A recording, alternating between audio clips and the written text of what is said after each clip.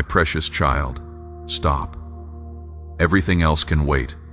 I have drawn you to this quiet place with a deliberate and loving hand, and I will not let the noise of your day pull you away before you have heard what I came to say. This moment is not an accident of time. It is not a coincidence that you paused here, that your spirit felt the pull towards stillness. That pull was me. I have been pursuing this appointment with you since long before today, since before the mountains were shaped, since before the first light broke over the first morning, since before your name was spoken into the world by anyone other than me. And I spoke it first. I spoke it with joy. Do not treat this as an ordinary moment. Heaven does not call an ordinary meeting. Every path that brought you here, every turning, every delay, every season of confusion that seemed to be pulling you further from the life you were meant to live, was guided by my hand. I was not absent in the wandering. I was in it with you, moving through the unmarked routes you never chose, sealing off the doors that would have given you less than they appeared to offer, holding open the ones I intended for you long past the hour you thought they had closed. Nothing has been squandered, not a single mile of ground. This is your appointed hour, and I have not brought you this far to let you stumble past it. I know what has been sitting in the quiet chambers of your heart, not the version of your life you carry into the open. I am not addressing that. I am speaking to what you keep below the surface, the questions you carry in the hours between midnight and morning, when the rest of the world has gone still. You have wondered whether my eyes actually reach you. You have asked whether your prayers dissolve before they clear the room. You have watched the months accumulate and the seasons rotate and wondered, in the raw and private moments when you stop performing hope, whether the change would ever actually come. I tell you now with the full weight of my authority and the full depth of my love. Every word you have ever turned toward heaven arrived. Every last one. Every tear I have kept in record. Every groan your language could not carry. I caught it before it fell, and I knew exactly what it meant. You have never once spoken into absence. I want to tell you something about the way I see you in this moment. Not the way the world has taught you to see yourself, measured against standards you can never quite reach, assessed by what you produce, valued in proportion to how little difficulty you require from those around you. I see something entirely different. I see a spirit that has carried far more than was ever designed for one person to carry. I see someone who learned out of necessity and love and quiet desperation to manage everything alone. Not because you wanted to carry it, but because you did not know how to set it down. And no one around you seemed to notice the weight.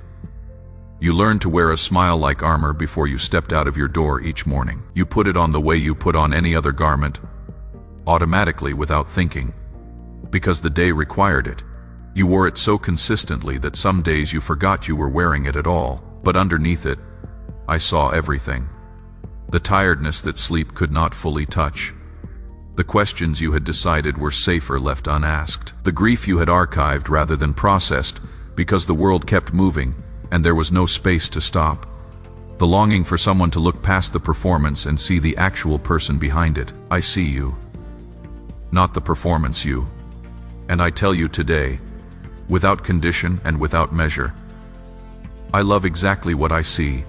Every fragile, uncertain, struggling part of it. Every question, every scar, every place that is not yet whole. I love it all. You were never meant to carry the weight of your life alone. Not because you are weak. Your endurance has been extraordinary, and I have seen every moment of it. But because solitary endurance was never the design, I made you for communion. I made you for the kind of life that is walked with a hand reaching back to help, and a hand reaching forward to be held. Yet here you are, trained by hard seasons to handle everything yourself, to keep all the plates spinning, to never let a single one fall because the cost of letting one fall felt too great. I am asking you to step back from the spinning today. Set your hands down, breathe. The universe will not collapse. I am the one holding it together, and I am more than capable of holding your life together as well. The silence around you right now, hear me on this, do not mistake it for emptiness. I built this quiet for you. The noise of the world, the demands of other people, the constant pull of everything that requires your attention and your energy and your presence. I have drawn you back from all of it for this moment. This silence is not a void. It is a sanctuary. It is the most intentional space I have placed you in for a very long time. And in this sanctuary, I am going to speak to you about everything that matters. I am going to address the things the enemy has used against you. I am going to name what is ending and what is beginning. I am going to call you by name into the season. I have been preparing since long before you were ready for it. Stay with me. Every word from this point forward was chosen specifically for you. Declare your amen if you have faith. Before we go any further, I want you to let this truth settle deep enough that it anchors everything else I am about to say. You are seen. You are known. You are wanted here, in my presence, exactly as you are. Not as you wish you were, not as you will be one day, but as you are right now, in this moment, with everything incomplete and everything unresolved, and everything still tender. That is the person I am speaking to. That is the person I love. Now let me address directly the thing the enemy has been building in your mind during these long months. He has been constructing a case. You may not have named it as his work. It felt more like your own honest assessment of your circumstances. But it was his. He is skilled at making his voice sound like your own voice. And he uses the real events of your real life as the raw material. He took the closed doors, he took the broken relationships, he took the prayers that seemed to go unanswered, and the opportunities that seemed to pass by, and the seasons that stretched far longer than you expected. He gathered all of it and built it into an argument. And the argument was this: you have been forgotten. That argument is a lie. Every word of it. Let me tell you what actually happened with each of those things he used. The closed doors were not rejections. I closed those paths personally, with full knowledge of what was on the other side of them. I closed them because what was behind them would have taken more from you than it could ever have given. The relationship that ended before you were ready to let it go. I saw what that path eventually leads to, and I loved you too much to let you walk it. The opportunity that passed you by, I saw what it would have required of you in a season where you did not yet have the strength to carry it. What felt like being passed over was being protected. What felt like a denial was my hand redirecting you toward something better, even when you could not see what that better thing was. You could not see it because it was not yet visible, but I had already prepared it. Your name is carved into my hands. Not written. Carved. There is a permanence to that word I need you to sit with. Carved means no season erases it. Carved means no failure removes it. Carved means the version of you that feels farthest from worthy is the same version I look at and see that name, clear and permanent and held. Nothing you have done and nothing done to you has touched that carving. In the moments when heaven seemed as cold and closed as brass above your head, I was not absent. I was working beneath the surface of your life in ways your natural eyes could not perceive. I was moving in the unseen places. I was aligning things you did not know needed aligning. Opening pathways you did not yet know you would need, closing the ones that pointed away from your true destination. Every delay was preparation. Every closed door was direction.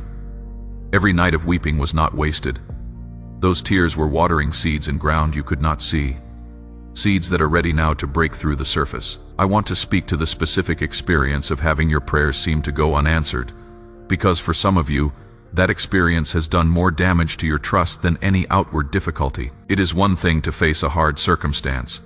It is a different and more disorienting thing to cry out to the one who could change it and hear nothing in return.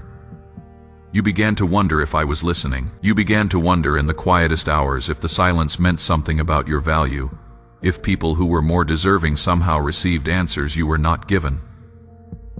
I want you to hear me very clearly on this. My silence was never indifference. My silence was never absence. I was listening to every word. I was present in every moment of your waiting. What I was doing in the silence was this. I was working on the answer, not on whether to give it. That was never in question. I was working on the conditions that needed to exist for the answer to do what I intended it to do in your life. Some answers delivered too early do not hold. They arrive before the foundations are laid that can sustain them, and they collapse under their own weight. I have watched that happen to people I love, and I refuse to let it happen to you. So I built the foundation first. In the silence, in the waiting, I was laying down what needed to be in place before the answer arrived, so that when it came, it would stay. The answer is coming. It is not in some indefinite future that you cannot see the edge of. It is closer than it has ever been, and it is going to arrive in conditions that can hold it because I was faithful in the preparation. Even when you could not see what I was doing, I also want to speak to the tears. Every tear you have shed in the secrecy of the night, thinking no one saw. I kept everyone. I have not forgotten a single one. I know the precise moment each one fell. I know what it cost you to keep going after the nights that produced them. I know the mornings you dragged yourself back into your day with absolutely nothing left, running on a reserve that had already been empty for too long. And I know how it felt to smile at people who asked how you were, and to say fine, when fine was the farthest thing from the truth. I saw all of it, not from a distance. From right beside you, closer than the wall you leaned against, present, attending, holding you in ways your body could not feel but your spirit somehow knew. That season was not your permanent address, you were passing through. You are still passing through. But the other side of it is nearer than it has ever been. I need you to stop carrying the weight of the enemy's argument, not because the events he used were not real. They were real, and the pain they caused was real. But the conclusion he drew from them is false. And every day you accept his conclusion as truth is a day you live inside a lie that was designed to keep you still. You are not forgotten. You are not passed over. You are not the exception to my faithfulness. You are my beloved child, and I have been at work on your behalf in every single moment of the seasons that felt most silent. Let me speak now about the fire. Some of you hearing this know exactly what I mean, not as a metaphor, but as the lived experience of a season where everything you had built, everything you depended on, everything you understood about your own life seemed to be burning. You stood in the middle of it and asked me why.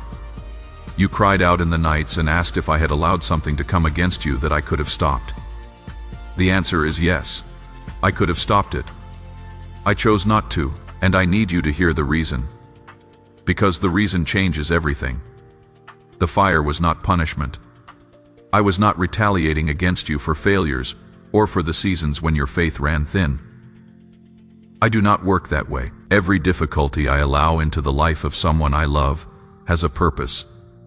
And that purpose is always ultimately toward their good, never toward their destruction. The fire I allowed in your life was a refiner's fire.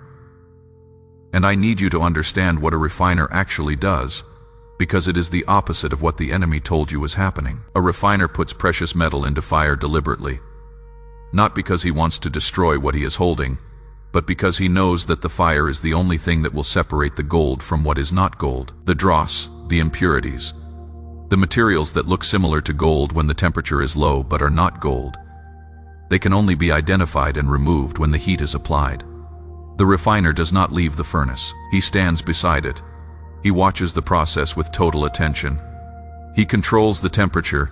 He knows exactly how long the gold needs to be in the heat, and not a moment longer. He knows the gold is ready when he can look down into the liquid surface and see his own face reflected back clearly.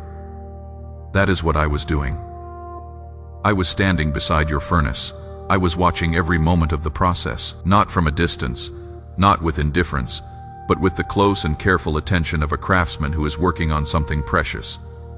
I was burning away the false securities, the things you leaned on that looked solid but could not hold your true weight. The approval you needed from people who were never going to give it to you freely, the identity you had built on performance and output and being needed, the dependencies that were keeping you small without you realizing how small they were keeping you. These things had to be separated from you because they were not gold. They were never gold. And you could not carry what I am about to place in your hands while those things were still attached. What emerged from that fire is pure. What you are carrying now has been tested in the most real sense of the word, and it will not fail under pressure because it already held in the worst pressure it has faced. The things that could be shaken were shaken, and they fell. What remained? Your faith, stripped down to its most honest and fundamental form. Your love, which kept reaching outward even when the world around you went cold. Your capacity to trust me, even in the silence. That is what remains. That is what is pure. And it is more valuable than anything the fire consumed. The ash you are still grieving. I understand the grief. The losses that came out of that season were real. I am not asking you to pretend they were not, or to rush past them, or to declare victory over pain that still lives in the body of your experience. I am asking you to look at the ash and know that I am the God who gives beauty in exchange for it. That is not an empty poetic phrase. It is a covenant promise. I do not take and leave nothing. I take what was harming you, and I replace it with what will heal you. I take what was false, and I replace it with what is real. I take what was temporary, and I replace it with what will last. The places where the fire burned hottest in your life, those places are going to become the most visible signs of my healing power. The very areas of your story that carry the most pain are going to become the places where my restoration is most undeniable. You will comfort people with the comfort I gave you in the flames. Your testimony is being built in this season, and its weight will be proportional to the depth of what you endured. You did not walk through the fire and survive, so that the experience could be a private sorrow. You walked through it so that the way you came out the other side could be a light for someone who is still inside it. I know you are not sure yet how to carry that. That is all right. I am not asking you to have it figured out. I am simply asking you to receive what I am doing, and to trust that the purpose of what you endured is larger and more beautiful than you can currently see from where you are standing. Declare, I believe. If this word is reaching your spirit, I also want to say something about the survivors of the fire that you have not yet fully received. You came through. That is not a small thing. I want you to hold the weight of it for a moment rather than rushing past it the way you tend to rush past evidence of your own endurance. There were moments in the worst of it when you were very close to letting go entirely.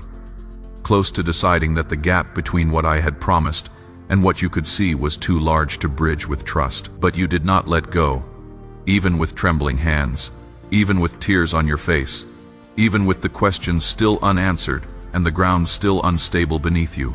You held on. I need you to know that holding on in those conditions, with that little visible to stand on, is one of the most remarkable acts of faith I have witnessed in you. I did not take it for granted then, and I am not taking it for granted now. That faithfulness is recorded, it is honored, and it is precisely what makes you ready for what I am about to release into your life. Now, I want to speak to you about something you have long believed was a flaw. Something the world around you has treated as a problem to be managed or a weakness to be strengthened away. Your sensitivity, the way you feel things so deeply that a single conversation can stay with you for days. The way the atmosphere of a room settles on you like weather. The way you carry home the unspoken pain of the people around you without ever being asked to and without knowing how to put it down when you get there. You have tried to harden yourself against this. You have attempted to build walls thick enough to keep the weight of other people's inner lives from reaching yours. And every time the walls came down, every time something pierced through despite your best efforts to be less affected, you saw it as another failure of your own resilience. I put that sensitivity in you before you took your first breath. I designed it with intention, and I placed it with care. It is not a defect in your wiring. It is the specific tuning I gave to your spirit so that it could receive what other spirits miss. You feel the unspoken grief in a friend's expression because I made you able to feel it. You notice the shift in a room when something is wrong beneath the surface because I gave you that perception. You respond to the quiet stirrings of my spirit with a readiness that some people spend their entire lives trying to develop because I wired that receptiveness into you from the beginning. This is not something that happened to you. This is something I gave you, and it is not a burden. It is the primary instrument of your calling. But I know the cost of carrying it without understanding what it is. You have lived for years as a dry sponge, absorbing the emotional weight of every person who crossed your path, taking on the anxiety they carried, the fear they expressed, the sadness that clung to them, and storing it all in your own body until you were so saturated with what was never yours to carry that you had no idea anymore where their weight ended and your own began. You walked away from conversations exhausted in ways you could not explain to anyone. You felt things you had no name for. You carried heaviness that seemed to come from nowhere, and it came from everywhere, from every unguarded interaction, every absorbing of what should have passed through you instead. So hear me on this. Today, I am teaching you the difference between feeling and absorbing. You were made to feel deeply, accurately, compassionately. You were never made to absorb. Those are two different things. and the confusion between them has been costing you your strength. Feeling is when my love moves through you toward someone in need. Absorbing is when you take their burden into yourself and try to carry it as your own. The first is your calling. The second was never yours to do. I am the one who carries what they carry. My shoulders are not like yours. What breaks you does not break me. Your role is to feel, to love, to speak what I give you to say, and then to release the weight back to me. The way a river releases to the sea. Let it flow through you, not into you. I am establishing a gate of wisdom around your spirit today. This is not a wall that isolates you. I am not asking you to become less feeling, less present, less open. I am giving you a discernment that allows you to recognize what is mine for you to carry and what belongs to me alone. Walk in this, and the gift I placed in you will no longer cost you your health and your peace. It will instead become the most powerful thing about you, the capacity to reach people in their most hidden pain, to speak to what they have never told anyone, to be a hand of my comfort extended into places that are too raw for harder instruments to touch. I also want to address the people who left. I know that alongside the fire, alongside the waiting, the departures were among the deepest wounds of this season. You poured yourself into those relationships. You gave patience and presence, and the kind of love that costs something. And when the people you gave it to turned and walked away, the wound was not just loss. It was a question. What did I do wrong? Where did I fail? If I had been different, would they have stayed? I need to answer that question clearly. In most cases, no. Their leaving was not primarily about your failures. In many cases, it was about mine. My active work of repositioning the pieces of your life. I was the one who drew the boundary. I was the one who ended what you would have kept going.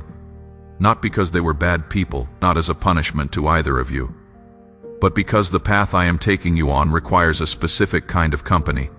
Companions who diminish you, who require you to keep yourself small to maintain their comfort, who take the best of what you carry and give very little of themselves in return. Those companions cannot walk with you into the season ahead. The road ahead requires people who can keep pace with what I am releasing in you. I was creating space, and what I am sending into that space. The connections forming even now, drawn toward you with an alignment you will feel the moment they arrive. They are worth what the clearing cost. My beloved, I am calling you now to a physical act of trust. Place your seed of faith on the altar before me. Release a portion of what you hold into the deep current of my purpose, not out of fear, not to earn what I have already determined to give you, but as a declaration that your confidence rests in my hand, and not in your own resources. What you release with open hands, I will return pressed down, shaken together, and running over. The depth of your surrender will meet the depth of my response. Sow into the work of my kingdom, and watch what I release in return. Now I want to tell you about the harvest. I want to tell you what has actually been happening in the ground beneath your feet, during every season that looked empty to you, because the lie the enemy has told about your waiting is that it was purposeless. That you stood in the same field for years and nothing grew. That you sowed and the ground took everything you gave it and returned nothing. That the waiting was just waiting. Dead time, stalled time, the wasted space between one life and the one you were promised. That is not what happened. A farmer plants a seed in dark ground and covers it over. And from the surface, everything that comes after looks like nothing. But beneath the surface, the seed has already cracked open. Life is already moving upward, pushing through the dark, finding the way toward the light it was made for. The work is invisible from above. It is entirely real from below. Every day the farmer looks at the empty field. The roots are going deeper. Every week that passes where there is nothing to show, the structure is being built that will hold the fruit when it comes. The harvest requires this hidden season. It cannot be bypassed. The farmer who digs up the seed to check on it destroys the very process he is waiting for. You have been in the hidden season. The roots of your faith have been going deeper than you knew. The character that has been forming in you through every hard thing, the patience, the perseverance, the capacity for trust in the dark that you developed because there was no other option. These are the root system. They are the structure that will hold what I am about to bring into your life. And now, hear me on this. The season of hidden growth is ending. What was forming underground is ready to break through. The field that looked empty is about to show its fruit, the harvest of everything you planted in faith, in tears, in the long nights, when the answers did not come and you kept praying anyway. It is rising. Hold your ground right here. Do not turn back at the edge of the harvest. This is the exact moment the enemy wants you to give up, when you have already done every hard thing. When you are so close to the breakthrough that to retreat now would mean retreating from the very threshold of what you have been waiting for. The old habit of bracing for disappointment is going to rise in you right here. You will feel it. The familiar tightening, the protective pulling back, the voice that says do not let yourself hope too much, or it will hurt more when it does not come. That voice is not wisdom. It is the scar of old wounds trying to keep you safe from a pain that is not coming. The disappointment is not coming. The harvest is. The gates are open. I opened them personally, and no human hand can close what I have opened. Beyond those gates are the very things you carried to me in the dark, the ones you eventually stopped asking for out loud, because the asking had begun to feel like presumption. The provision that seemed impossible, the healing you had almost stopped believing was available to you, the restoration of what the hard seasons damaged, the peace you have not been able to fully access since the last time things fell apart. These are not behind a gate I am still deciding whether to open. They are behind a gate that is already open, and the only thing left is for you to step through it. Not tomorrow, now. The hesitation in you right now, hear me name it for what it is. It is not wisdom. It is not spiritual caution. It is the last attempt of fear to keep you standing at the threshold of everything I have prepared for you. Take the next step. Whatever courage remains in you, even if it is only a fraction of what you once had, even if your hands are shaking when you reach, take the step. I will meet your movement with the fullness of my power. That is not a conditional promise. That is the nature of who I am. I respond to faith the way fire responds to air. You bring the movement, however small, and I bring the outpouring. I watched your faithfulness during the long, ordinary, unremarkable days of the wilderness. Not just in the dramatic moments, the nights of weeping, the moments of crisis where you cried out and somehow something held. I watched you in the Tuesday mornings when there was nothing dramatic happening. When it was simply another day of choosing to keep trusting when the evidence was thin and the feeling was absent. I watched you extend kindness to people who were not kind to you in return.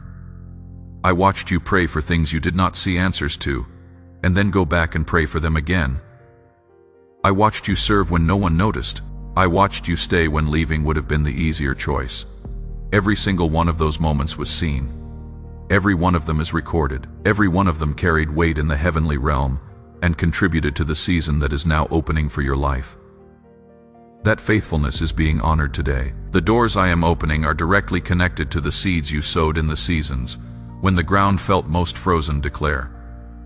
I trust, if you believe my hand is moving on your behalf today. I also want to speak to the specific provision you have been worried about. The gap that seemed too wide, the need that seemed too large. It is not beyond my reach. I have never looked at a need in the life of someone I love and said that is too large. I am the God who opened a path through water for people who had nowhere to run. What looks impossible to you has never appeared impossible to me. Watch what I do in the place you have been watching for so long. The provision is coming from a direction you were not expecting, through the most perfect door, at the most perfect moment. I want to reach into the deep places now, the places where you hold your sense of who you are, because the enemy's most effective and most damaging work has not been in your circumstances. It has been in your identity. He has worked persistently and patiently over years to attach labels to you, labels you did not choose and did not ask for, but which you have come to treat as accurate descriptions of yourself. I am going to name some of them, and as I name them, I am removing them. Not symbolically, with authority. Forgotten. That label is removed. Too broken to be used. That label is removed. Past the season for your dreams. That label is removed. Not enough. That label is removed. Too far gone. That label is removed. Unworthy of the things I have promised you. That label is removed.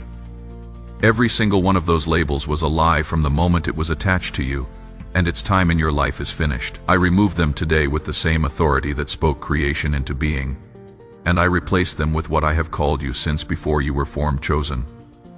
That is your name. Not earned, not contingent, not conditional on your performance in any season. Chosen before the foundations of the world. Chosen with full knowledge of everything your life would contain. Chosen because it pleased me to choose you. That is not a diminished thing. That is the deepest dignity available to a human spirit held. That is your name, held in seasons when you could not feel the holding held, when the ground beneath you was uncertain, and the future was unclear, and the present was harder than you had the strength for. You were held through all of it, and you are held now purposed. That is your name, not placed here by accident, not alive in this generation without intention. Every particular quality about you, the specific way your mind works, the depth of your compassion, the way you love, the things that move you, even the wounds you carry, all of it is purposeful. I do not make people by accident. I made you exactly as you are for exactly the moment in history you occupy. Now, let me speak to the dreams you quietly set aside. I know exactly when you put them down. I know the specific moment, or the series of moments when the gap between what you were hoping for and what you were experiencing became wide enough that you decided it was safer to stop hoping. You told yourself it was maturity. You called it realism. You said you were simply adjusting your expectations to fit your reality. But what you were actually doing was protecting yourself from a pain you had already felt too many times. I understand that. I do not condemn it, but I need you to know that the desire you buried was placed there by me, and I do not plant desires in the hearts of the people I love as a form of cruelty. I plant them because they point toward something real that I have prepared. Those dormant desires are waking. In the quiet moments, in the unguarded spaces between one task and the next, in the moments before sleep, you have felt the old hope stirring, tentative and half-formed, not sure whether it is safe to rise. That stirring is me. I am the warmth that is reaching down into the cold ground of your abandoned hopes and calling them back to life. And this time, the conditions are right. This time, the ground has been prepared by everything you endured. This time, what rises will not be cut off before it reaches its fullness. I want to speak now about your mind, because the hardest ground I have had to reclaim in your life has not been your circumstances. It has been the territory between your ears. The enemy established strongholds there during the hard seasons, and they have been operating quietly ever since. The cycle of shame that replays your failures at your weakest moments. The spiral of anxiety that takes uncertain futures and fills them with worst-case certainties. The voice that sounds like your own voice telling you that you are too much or not enough, or that the good things that happen to other people are simply not the kind of thing that happens to people like you. I am commanding those strongholds to come down today. Your mind was not designed for that occupation. It was designed to be a place of my peace, of clarity, creativity, discernment, the capacity to receive my thoughts and bring them into the world. None of those things function under siege, so I am lifting the siege. And in the quiet that the enemy's departure leaves, I am speaking something new into that territory.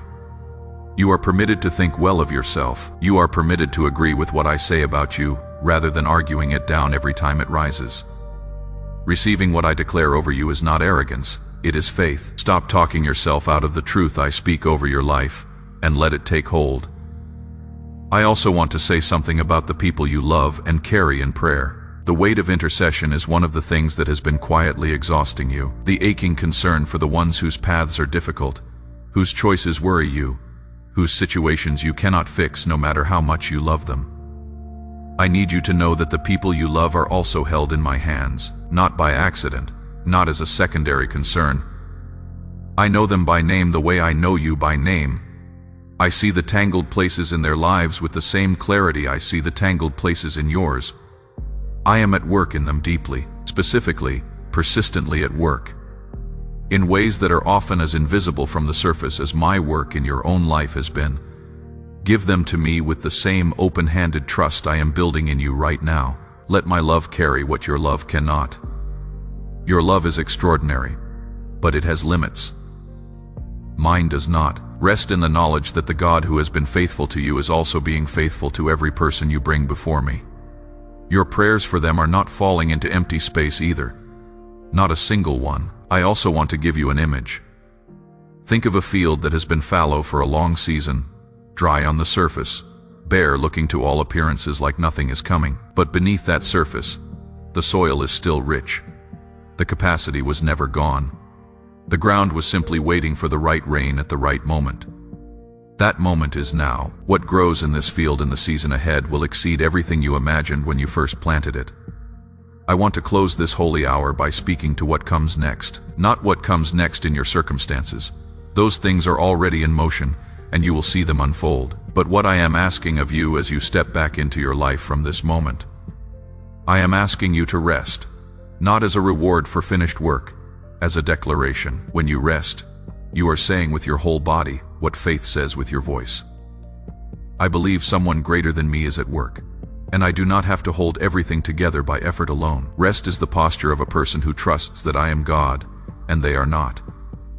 I built rest into the foundation of creation because I know what sustained things need. Take it without apology. You were never required to earn it. I am asking you to protect what was spoken over you here. The enemy will try to reclaim the ground I took back today, when he comes with the old arguments and the old labels. And he will come, have this word ready, not as a memory of a feeling, but as a declaration spoken out loud. I am chosen. I am held. I am purposed. My times are in the hands of the one who loves me completely. That is the truth of your life stated plainly in the face of the one who has been trying to convince you otherwise. And I am asking you to come closer, not to a discipline or a structure or a system, to me. The hunger you carry for more of my presence, that hunger is holy. I placed it there. Every longing I create in a spirit points toward the thing that will satisfy it, and your longing for more of me points directly at me. I am not hiding. I am drawing you in. Come closer. Let my presence become your most familiar resting place. Not a place you visit in crisis, but the ground you live on. Not something you reach for when everything else fails, but the constant beneath everything else. My precious child, this is the final word of this hour. Before the world was made, you were known and loved. In every season of your life, the brilliant ones and the broken ones and the long in-between ones, you are held and pursued and cared for with a love that has no ceiling and no floor and no edge in any direction. That love is the truest thing about your existence. It is more permanent than your circumstances, more constant than your feelings about it, more real than the days when you could not feel it at all. You came here today carrying more than you should have been carrying alone. I am taking some of that weight now. You will feel it lift. Perhaps not all at once, but you will notice it in the days ahead. In the mornings where the heaviness is fractionally less, in the moments of unexpected peace, in the courage that rises when you need it, and you do not know where it came from. It came from me. It was always coming from me, and it will keep coming. Walk forward. I am already ahead of you on the road. I have already been in the moments that you are afraid of. I have already seen what comes next. And I am telling you, it is good. Go forward with that truth carrying you when your own strength is thin. I am with you. I will always be with you. And what I have spoken over your life today will not return to me without accomplishing everything I sent it to do. Say, yes, I am ready. If you are prepared to step into everything I have promised you today,